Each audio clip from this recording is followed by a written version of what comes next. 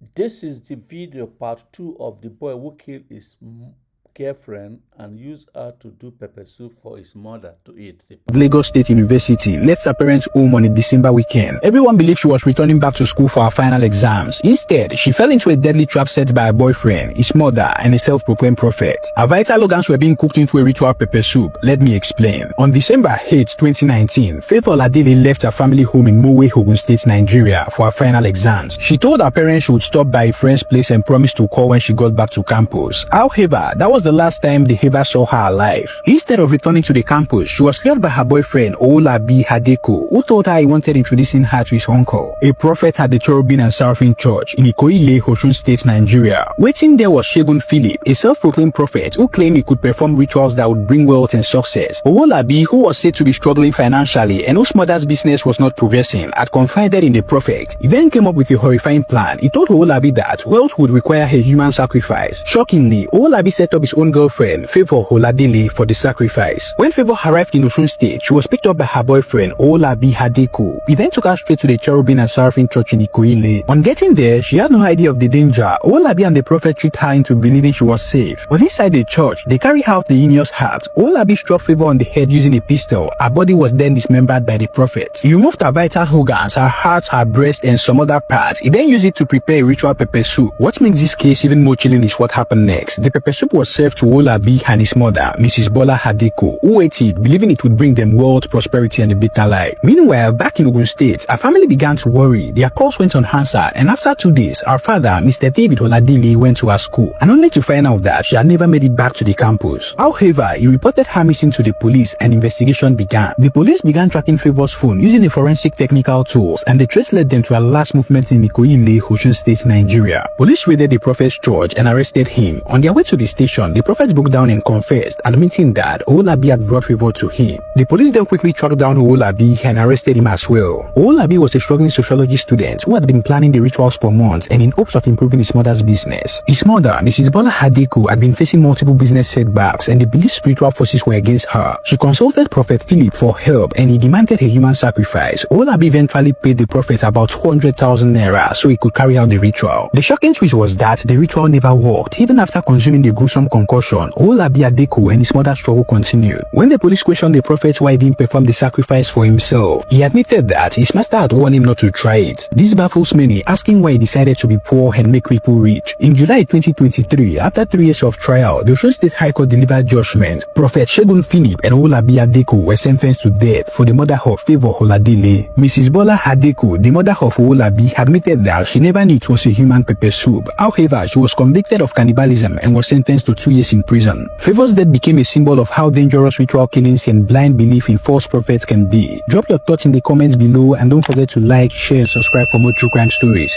Stay safe, stay alert.